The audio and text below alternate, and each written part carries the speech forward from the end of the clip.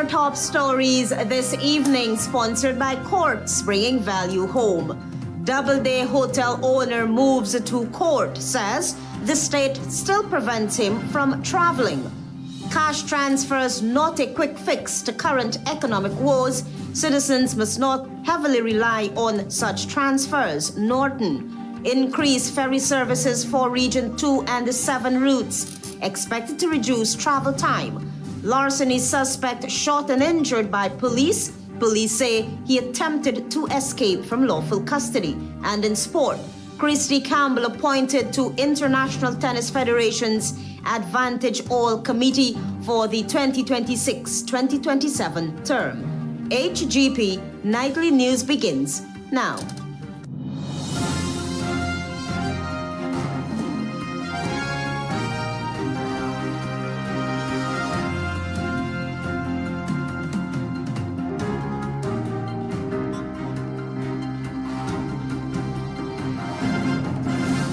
Good evening to our viewers here in Guyana and online. I'm ALETHEA Grant with the Monday, 15th December 2025 edition of the HGP Nightly News. This is what you should know this evening. The hotel owner who was arrested in connection with the questionable circumstances surrounding the death of 11-year-old Adriana Young has moved to the courts to challenge what he says is unfair and unlawful treatment by the state. Travis Chase is on that story.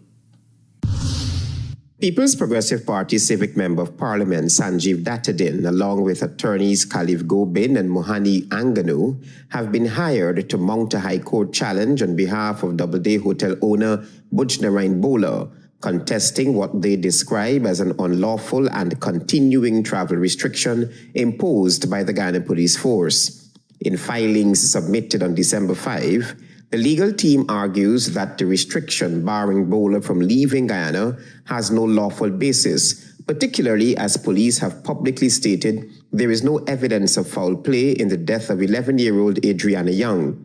The application names Police Commissioner Clifton Hicken and Attorney General Anil Nandlal as respondents and seeks orders to immediately remove any stop order, watch list entry, or other impediment affecting their client's freedom of movement. The court challenge traces events back to April, when Adriana Young was reported missing and later found dead in the swimming pool of the Doubleday Hotel at Tushen, East Bank, Essequibo. Bowler was detained for several days and initially booked on a murder allegation, but was never charged. Investigators later indicated that the child's death was consistent with drowning, though the final results of a second autopsy have not yet been publicly disclosed.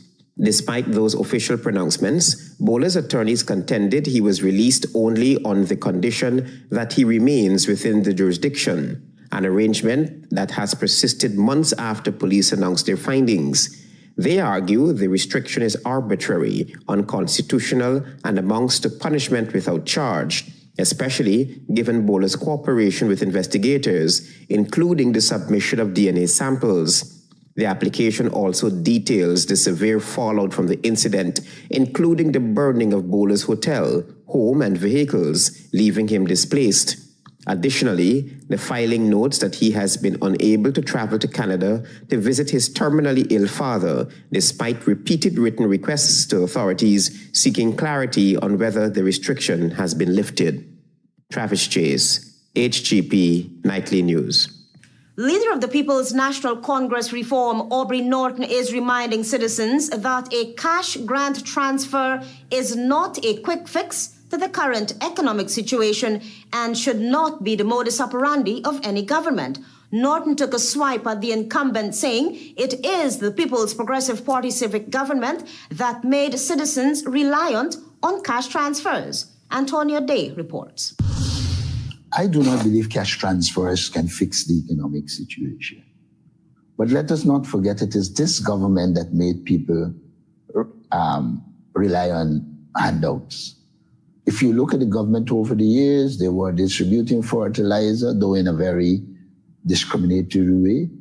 They had their own cash grants quietly all across the country, especially in their strongholds. So they developed a mentality That was Aubrey Norton, leader of the Partnership for National Unity, again challenging the People's Progressive Party civic government to directly address hardships facing the ordinary Guyanese while ensuring that they are not heavily reliant on cash grant transfers. Norton, speaking on program Nation Watch hosted by Eden Kerben, said his party strongly believes cash transfers must never be a quick fix to the current economic hardships facing the ordinary citizen. We see cash transfers differently. We see cash transfers as ensuring the people of Guyana access resources that come from oil. Now, we do not believe you should rely on cash grant or cash transfer. We believe it is one way of transferring resources to the people of Guyana. Such transfers, according to Norton, must be done equitably and not to the whims and fancies of the PPPC government. Meanwhile, Minister with responsibility for finance in the Office of the President, Dr. Ashley Singh, in justifying government's cash transfer initiative, said that the state intends to use the cash grant program to ensure prosperity for all citizens. He noted that the cash grant initiative is part of the government's long-term plans. We certainly don't hold the view that cash grants are a bad thing. In fact, we are the government that introduced the COVID cash grant for every household. Dr. Singh frankly said that large injections of cash into the economy have the potential to drive prices up, if not met with complementary policies.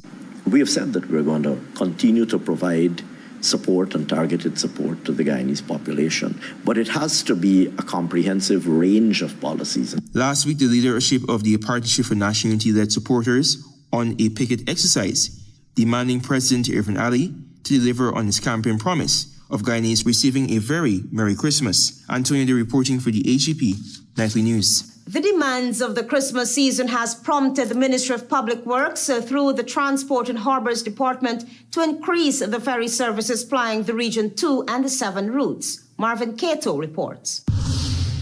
Checking on our readiness to deal with the super peak traffic, and I use the term super peak because we've been peaking beyond transport's capacity for the last several months. That was Minister of Public Works, Juan Egil, addressing the readiness of the Transport and Harbour Department in its implementation of increased ferry service to aid travelers. The particular route, which is what persons have been calling and demanding more service for.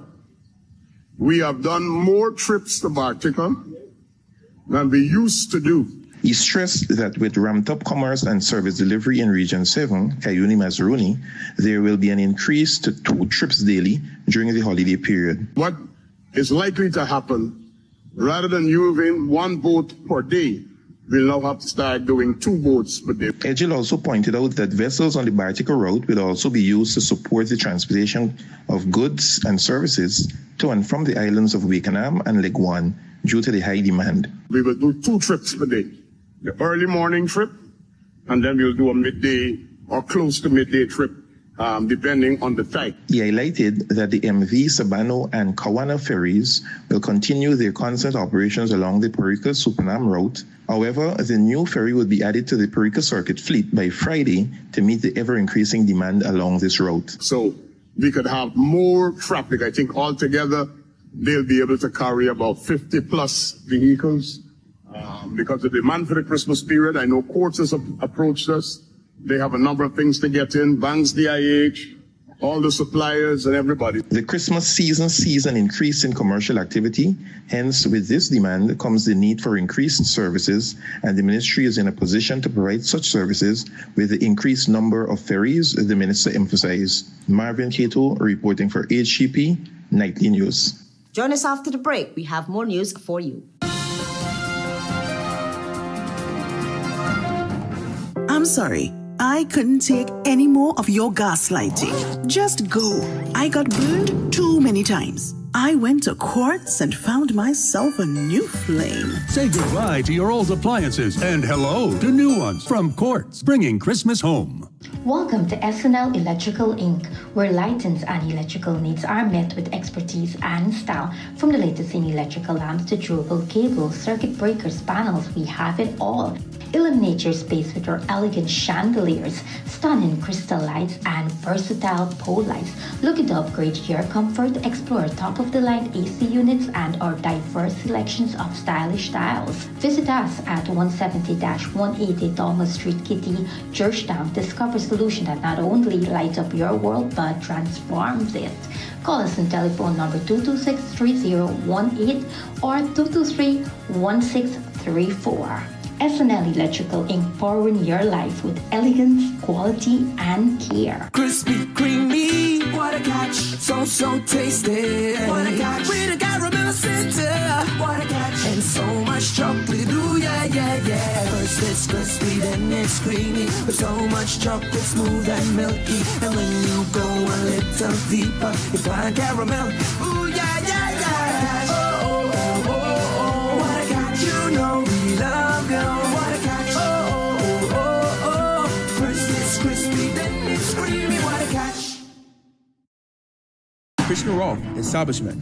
No job is too small or too large. We specialize in all types of fabricating machinery, excavator repairs, rice field pumps, and hydraulic hoses. Visit us at Lot 113, Block CC, Manripo, East Coast, and Marara, or call 220-9624-629-4021 or 619-7880. At Krishna Rolf Establishment, no job is too small or too large.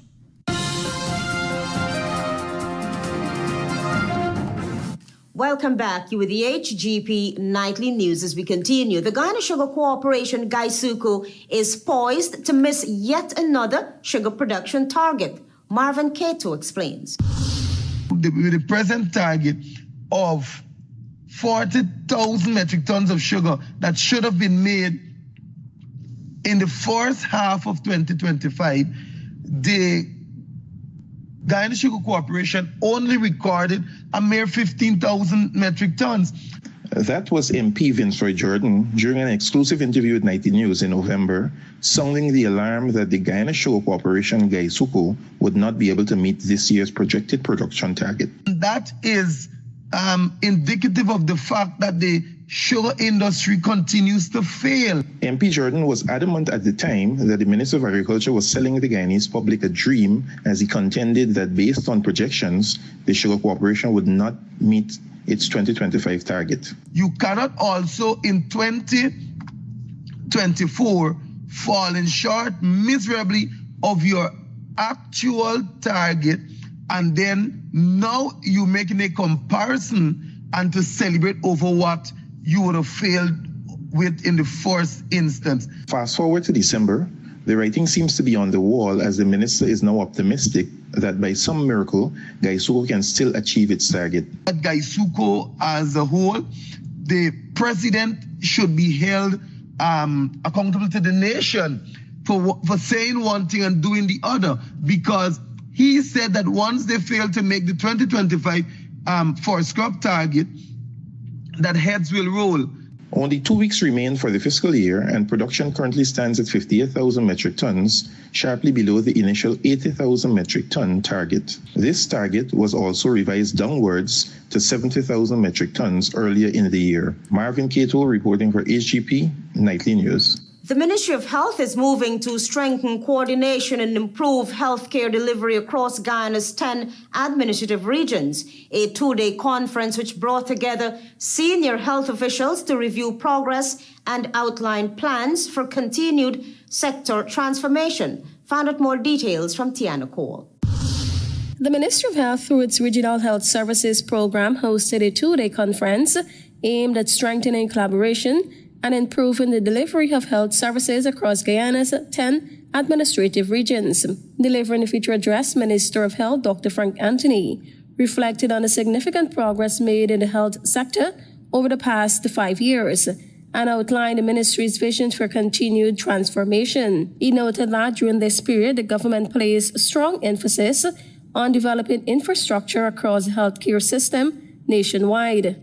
We have seen an unprecedented growth in the amount of people that we have hired over the last 3 to 4 years.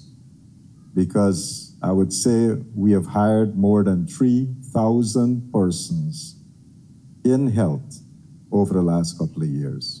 He further underscored major advances in human resource development driven by expanded training opportunities.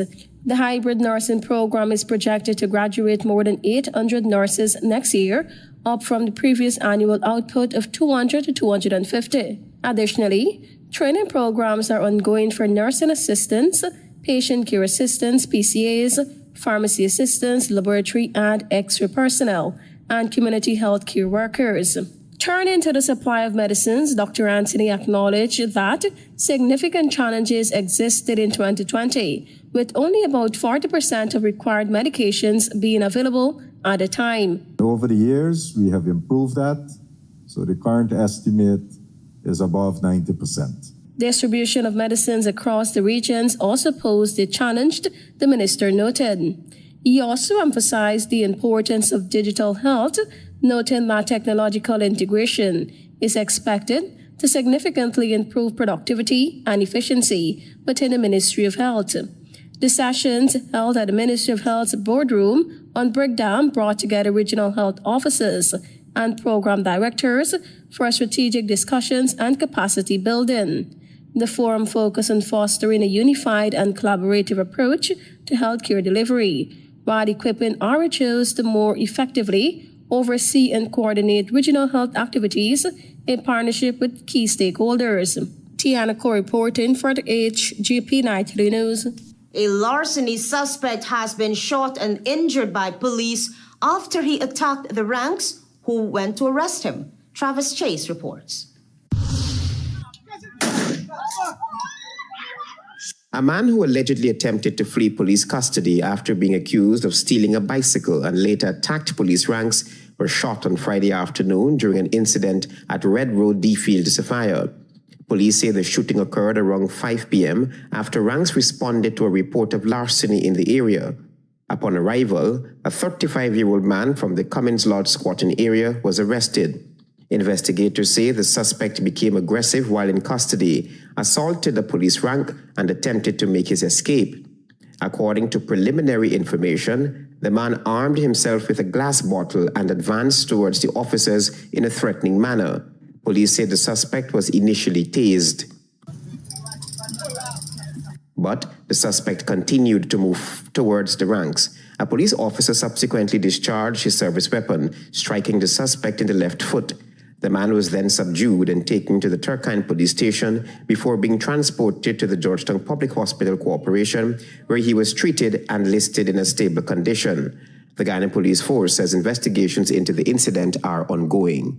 Travis Chase, HGP Nightly News. We have more news for you. Stay with us. Planning a cleanup? We can help. Sevon's Waste Management skip bins can be provided for home renovation projects, yard cleanup, or construction project. It's simple. Step 1, give us a call. Step 2, we put down the bin. Step 3, load it up with all of your junk. Step 4, we take it away. That's simple. Bins are also available in various sizes, so there is no job that is too big or too small. Call Sevon's Waste Management today at 218-1455. It's the most wonderful time of the year, and we're celebrating with big savings on smartphones, starting as low as $16,500 for the Samsung A06 and $26,500 for the Samsung A16 and $40,500 for the A26. But wait, there's more. Get 1 month free data with your new phone to keep you close to loved ones near and far. Offer available while stocks last. Visit a Digicel store today and unwrap the gift of real connections. Digicel. I'm sorry, I couldn't take any more of your gaslighting. Just go. I got burned too many times. I went to Quartz and found myself a new flame. Say goodbye to your old appliances and hello to new ones from Quartz, bringing Christmas home. Step into the world of luxury scent. Latafa, Al Haramain, Afnan, Armaf, Zamaya. Whether you want something intense and captivating, or subtle and signature-worthy, Our new collection has the perfect scent for you. Giftland Office Max. Discover the scent of true elegance.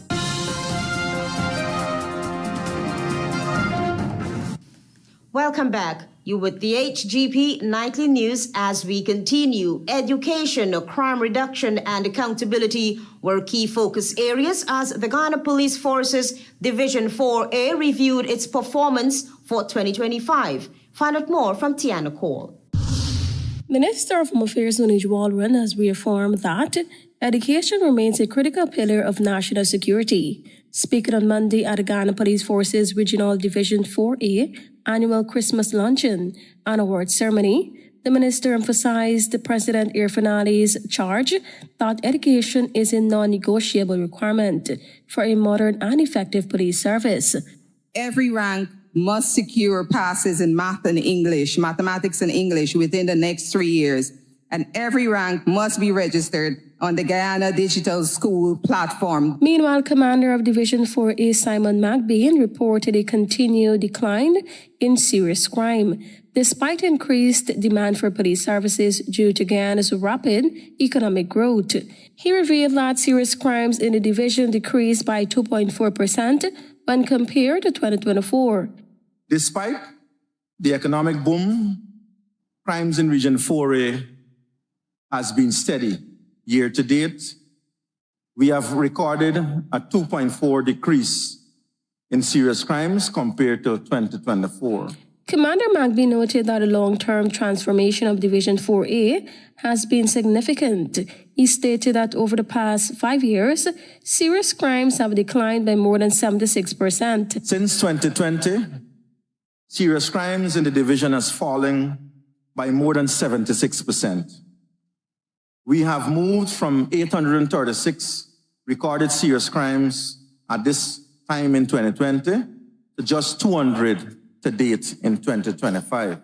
He attributed these gains to 3 strategic pillars: foundational policing, technological integration, and strong community partnerships. He emphasized that ultimate goal is ensuring citizens feel safe in their daily lives, not just seeing improvements in statistics. Moving forward, our primary goal is to ensure that the safety reflected in the statistics is a safety truly felt by every citizen in their daily lives. The commander also disclosed that while traffic accidents increased by 3% this year, fatal accidents declined significantly by 24%. He acknowledged personal challenges within the division, noting that ranks were dismissed, retired, charged, and placed before the courts. 7 ranks were charged and placed before the courts during 2025, reminding us of the high standards of integrity we must uphold. Tiana reporting for the HGP Nightly News.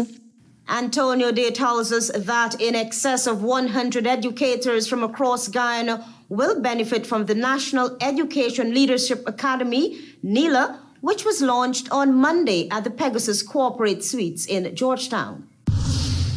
The Ministry of Education on Monday launched the National Education Leadership Academy, known as NELA, aimed at strengthening leadership at the respective levels, as well as improving learning outcomes for children nationally. The initiative, which was unveiled at Pegasus Corporate Suites in Georgetown, is supported by the Global Partnership for Education, GPE, and Inter-American Development Bank, IDB. Approximately 100 educators are expected to benefit from NELA initiative, of which 20% will target hinterland communities. Saddam Hussein, Chief Executive Officer in the Ministry of Education, said that NELA will ensure educators develop skills and strategies to promote effective hybrid learning across the classroom. The emphasis definitely has to be on quality that we get within those schools, and of course, accountability.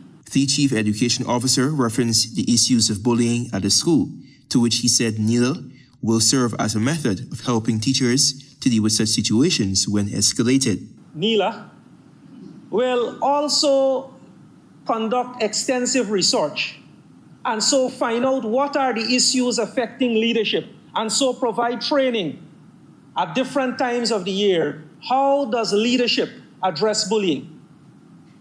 How does the leadership within a school address bullying? Minister of Education Sonia Parak noted that NILA is a flagship training program in educational leadership, which is delivered through a blended approach.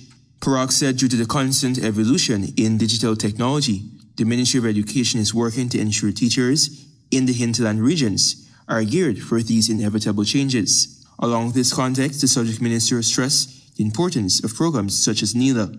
The Ministry of Education's current strategic plan sets a bold and clear vision.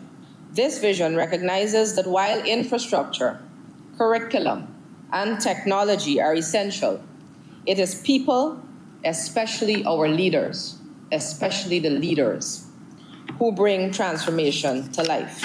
Representatives from IIEP, UNESCO, NILA's Steering Committee, and GPE were also in attendance. Antonio De reporting for the HGP Nightly News. Stay tuned for regional news.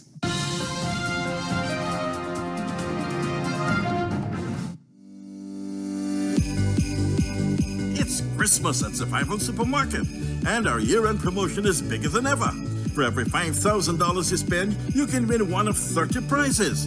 One of 4 Samsung double-door refrigerators, one of 4 Samsung washing machines, one of 4 Samsung 58-inch televisions, one of 4 Members Mark sofa sets, one of 4 portable music systems, one of 4 grocery vouchers valued $50,000 each, and one of 3 sets of car rims, and one of 3 trips to local resorts. The Survival Christmas promotion begins December 4th, with the final drawing on December 23rd, 2026, and the grand presentation on January 30th at our new Little Diamond Supermarket. Yes, this Christmas, spend $5,000 and enter to win fantastic prizes at all branches of Survival Supermarket. Happy holidays and great shopping to you all.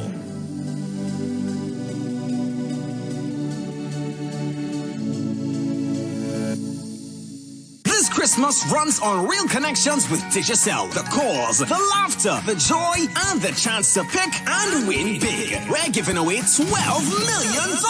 Yes, every week, one lucky Digicel customer gets a chance to win up to $2 million. 6 lucky winners in total. Here's how you get in. Top up with $1,000 or more, or pay your fiber or postpaid bill in full. The more you top up, the more chances you get. Stay connected this Christmas for your chance to win big. Digicel. Say hello to your new favorite sip, Fruta Mango Passion. This tropical combo of mango and passion fruit delivers a bold flavor and wholesome goodness. It's fruity, it's vibrant, and it fits right into your day. Grab your Mango Passion can today and live fruitfully. Fruta. GCOM will be conducting a claims and objections exercise commencing January 5, 2026 to produce an official list of electors, OLE. If you will be 18 years or older by December 31, 2025, and you're a Guyanese citizen by birth, descent, or naturalization, or a citizen from a Commonwealth country living in Guyana for 1 year or more, you are eligible for inclusion in the OLE. GCOM will be posting the preliminary list of electors, PLE, in all of the registration divisions across Guyana for you to check whether the particulars are accurate. You can object to anyone who you believe does not qualify for inclusion in the OLE. To do so, you must be listed in the same divisional list as the person you are objecting to. You must visit the GCOM registration office responsible for your area of residence to make an objection. It is an offense to make false objections. The objections aspect of this exercise will end on Thursday, January 22, 2026. For more information, contact the GCOM on 225-0278-9 or visit www.gcom.org.gy.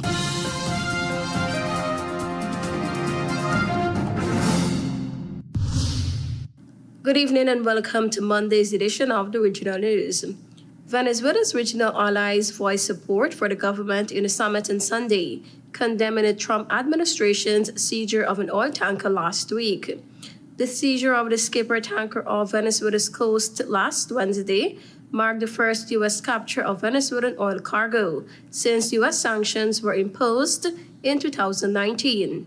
The support for President Nicolas Maduro at the televised virtual meeting of the leftist ALETHEA bloc of Caribbean and Latin American countries occurred during the escalation of a U.S. military buildup in the southern Caribbean. Latin America and the Caribbean today faced threats that don't have precedents in the last decades, Cuba President Miguel Diaz-Canel said during the summit. Referring to the U.S. seizure of the tanker, Nicaragua's co-president Daniel Ortega exclaimed, quote-unquote, "They are thieves." The effects of the seizure could ripple through the region, with Venezuelan oil exports falling sharply and Cuba already straining to power its grid at risk of losing supply. U.S. President Donald Trump's administration does not recognize Maduro in power since 2013 as Venezuela's legitimate leader.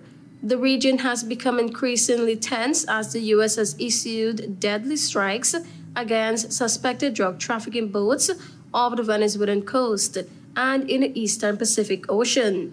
Maduro has said that Trump is seeking to oust him.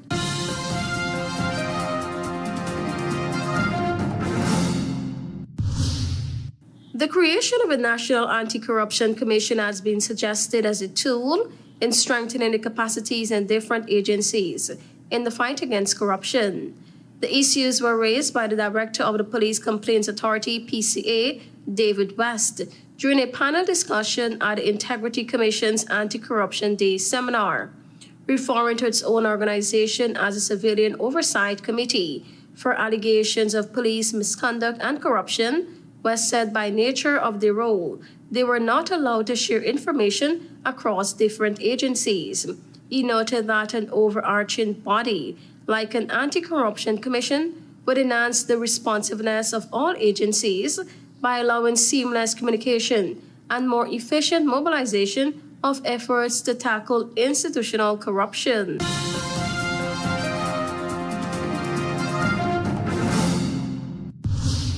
"17 people were killed and 20 were injured after a bus carrying school children fell off a cliff in a rural area in northern Colombia," the local governor said on Sunday night. In a post on X earlier in the day, the governor said the bus was traveling from the Caribbean town of Tulu to Medellin after a school trip and was carrying students from a high school. The students had been celebrating their graduation on the beach. He had it on Sunday night, quote-unquote, "It's very hard news for the entire community during the time of December," he said. Thank you for watching. I am Tiana Cole.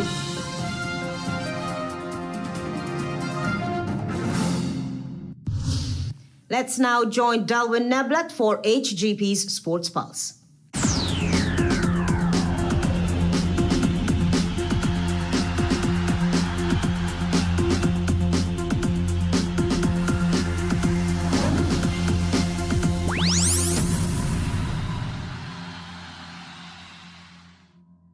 Good evening, Guyana. I'm Delwyn Neblet with your HGP TV Sports Pulse for today, Monday, December 15, 2025. We begin tonight with lawn tennis. The Guyana Lawn Tennis Association celebrates a noteworthy achievement following the appointment of its president, CHRISTI Campbell, to the International Tennis Federation's Advantage All Committee for the 2026-27 term. The prestigious selection represents a proud moment for Guyana, firmly positioning the nation on the international tennis landscape. Campbell, a former national women's champion in both singles and doubles, continues to have a growing impact beyond her playing days.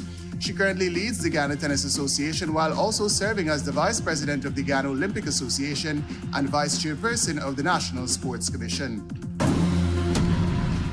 Moving into football, action commenced in the 2025 KFC Goodwill Schools Football Tournament with 4 fixtures at the Ministry of Education ground in Georgetown on Saturday. In the first match, defending champions Chase Academic Foundation sent an early message to the competition, delivering a landslide 24-1 victory over ACEA Bahamas. The captain Brian Wharton was masterful with 9 goals as Isaiah Eiffel produced a sparkling hat-trick. When is he done, Shaquan David and Whitney King each netted brilliant doubles as Niaz Bash, Nyron Barrow, Mark Lasco, Cameron Pilu, and Damani Hardy also scored once in a winning effort. Match number 2 was a keenly contested 6-5 victory for the Kingston College over West Rhinefeldt Secondary. Despite a goal from Joel Griffith and multiple goals from Jeremiah Griffith, Davion Clark and Abriel Fisher delivered clutch doubles for Kingston as Ricardo Gibbon and Nathanda Scott also produced goals in the hard-fought victory. In match number 3, STSN Suriname defeated the Jose Vieira School of Brazil 2-0, while match number 4 was a commanding 4-0 victory for St. Benedict's College of Trinidad over Anai Secondary.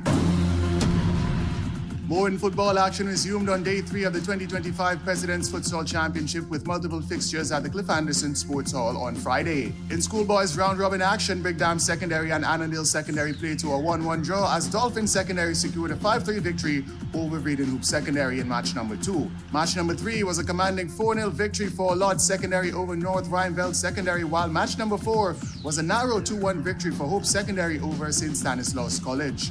In senior knockout action, Westside Ballers also secured a narrow 3-2 victory over Broad Street. Match number 2 was a commanding 5-2 victory for Kingston over Stevie Doer. In match number 3, Sapphire Ballers defeated the finishers 3-1 as Melanie also secured a 3-1 victory over Street Vibes in match number 4. Laying Avenue dominated with a 5-1 victory over the Gladiators in match number 5, while the final match was a convincing 6-0 victory for Stabrook Ballers over Albois Town.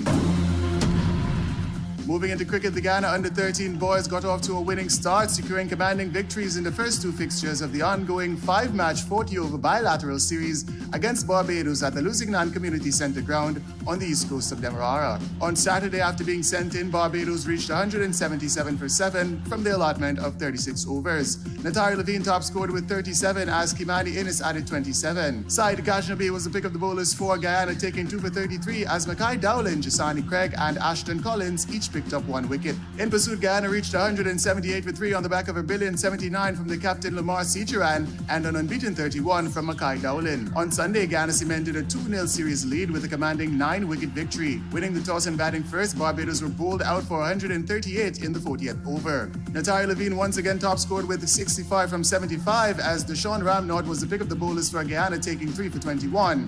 Jasani Craig and Adrian Emmanuel also picked up 2 wickets each in a winning effort. Guyana then reached 138 for 1 as the captain Lamar Sicharan once again was superb with an unbeaten 82. Match number 3 in the ongoing series between Guyana under-13 and Barbados under-13 is scheduled for 10 hours on Tuesday at the Lusignan Community Centre ground. And finally, in cricket, the Guyana Cricket Board have announced a list of players to be added to the current Guyana under-13 squad. The GCB mentioned via social media posts that 7 new players, Brandon Grimmond, Afridi Khan, Daquan Lewis, Aaron DeCosta, Daniel Johnson, Ajay Kisoon, and Hezekiah Hoenkirk, have now been added to the Guyana under-13 squad for the final 3 matches in the ongoing bilateral series against Barbados. According to the GCB, the decision is in the best interest of providing more opportunities and fostering the participation of a larger player pool. That's it for this edition of the HGP TV Sports Pulse. I'm Delwyn Neblett reminding you to stay in the game. Doubleday hotel owner moves to court, says the state still prevents him from traveling. Cash transfers not a quick fix to current economic woes. Citizens must not heavily rely on such transfers. Norton. Increase ferry services for Region 2 and 7 routes expected to reduce travel time. Larceny suspect shot and injured by police. Police say he attempted to escape custody. And in sport, CHRISTI Campbell appointed to International Tennis Federation's Advantage All Committee for the 2026-2027 term. Those are our major headlines. For these stories and more, please go to our website. It's www.hgptv.com. I'm ALETHEA Grant. Thanks for watching.